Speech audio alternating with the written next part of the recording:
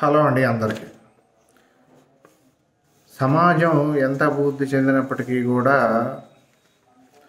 దాంట్లో హెచ్చుతగ్గులు భేదాలు పోవాలని మనం ప్రయత్నించటం అనేది దాదాపుగా అసాధ్యం అనే చెప్పొచ్చు. అంటే సమానత్వం, హైరారిటీ అనేది.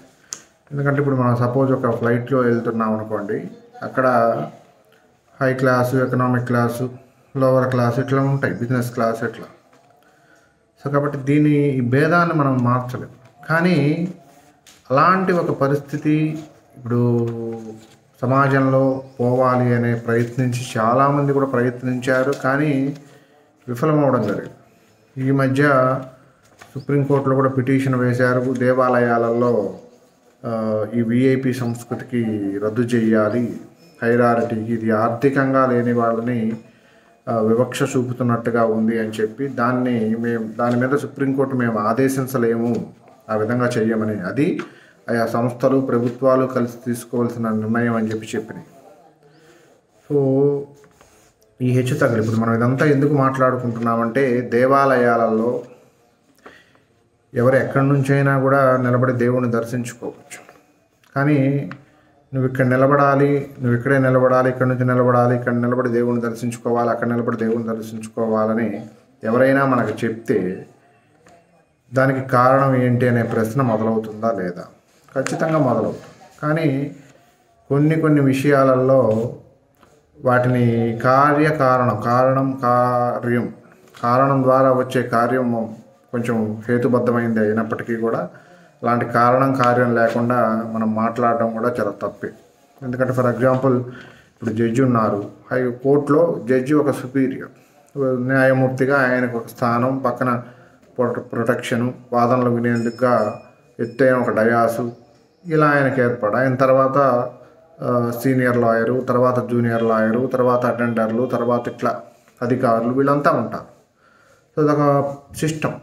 ఎందుకంటే ఒక విధమైనటువంటి కార్యం జరగాలి అంటే ఆ కారణం అలా ఉంటేనే అది ఉంటుంది. ఎందుకంటే అక్కడ జడ్జి అనేవాడు అత్యున్నత న్యాయమూర్తి కాబట్టి, న్యాయమూర్తికి ఉండే హోదా, ఆయన హోదాని బట్టి ఆ విధంగా మనం ఏర్పాటు చేస్తాం. అలాగే ఇప్పుడు ఎక్కడైనా, ఇప్పుడు పోలీస్ స్టేషన్లో అయినా కూడా ఏఎస్పీకి ఒక క్యాబినెట్ ఉంది, తర్వాత సిఐ, తర్వాత ఇట్లా ఉంటుంది. మనకు ఆ పద్ధతి, ఒక కారణం, ఒక కార్యం ఉంది. కానీ దేవాలయాలలో పుట్టకతోనే నువ్వు ఇక్కడ నిలబడకూడదు అనేటువంటిది సరైనదిగా నాకు అనిపించదు. దీన్ని మొట్టమొదటిసారిగా ప్రశ్నించిన వాడు నందనార్. ఎవరంటే శైవ నాయన్మార్లలో 63 మంది శైవ నాయన్మార్లలో ఒకడు.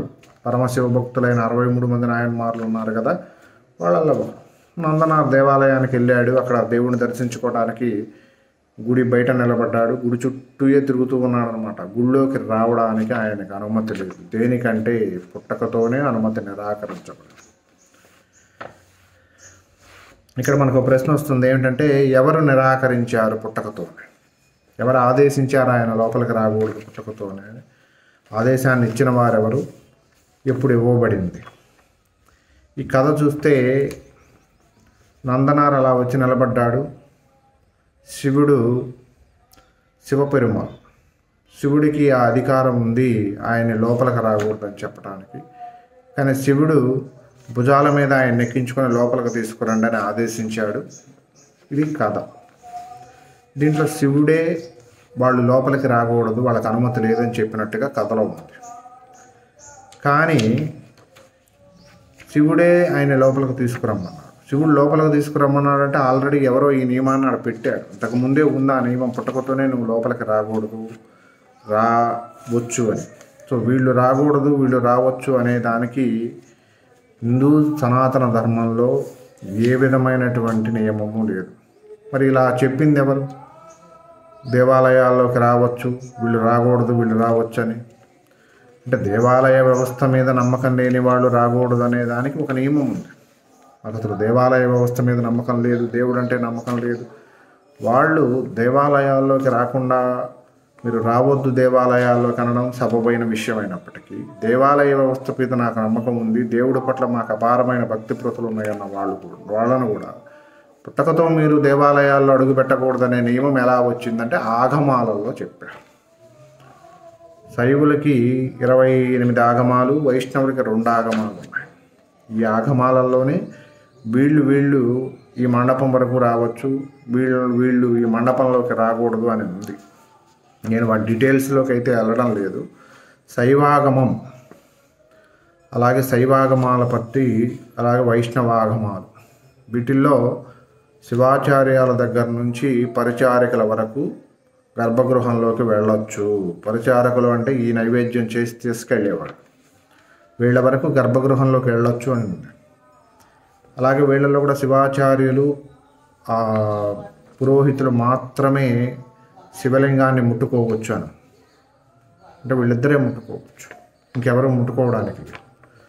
సో ఇట్లా రకరకాల వాళ్ళు ఈ మండపంలో నిలబడాలి, ఈ మండపంలో నిలబడకూడదు, ఇక్కడ నుంచే దేవుడు దర్శించుకోవాలనే నియమాలు ఇంతకుముందు మనం పుట్టకతోనే కొంతమందిని దేవాలయంలోకి వెళ్ళకూడదు అని చెప్పి ఒక నియమం పెట్టాము. ఆ నియమాన్ని భారత రాజ్యాంగం ఒప్పుకోలేదు, సవరించింది. కాబట్టి ఏ గ్రంథం కన్నా, ఏ ఇది కన్నా కూడా భారత రాజ్యాంగం అత్యుత్తమం.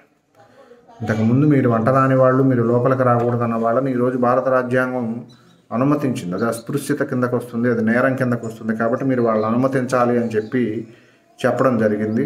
సో అదేవిధంగా మనం చాలా సంఘ సంస్కరణలు చేసుకుంటూ మన మతాన్ని మరింత ప్రబలంగా 1000 ఏళ్ల పాటు వర్ధిల్లేలాగా మనమే ప్రయత్నం చేసుకోవాలి తప్ప ఇతరుల మీద బురద జల్లటం కారణంగా, లేదా పదే పదే ఇతరుల గురించి మాట్లాడడం కారణంగా మనం అభివృద్ధి చెందాం, వాళ్ళ అభివృద్ధి చెందుతారు తప్పితే మన అభివృద్ధి కుంటుపడుతుంది. సో ఫైనల్గా నేను చెప్పేది ఏంటంటే, మనం చాలా విధానాలని సంస్కరించుకుంటూ వచ్చాం.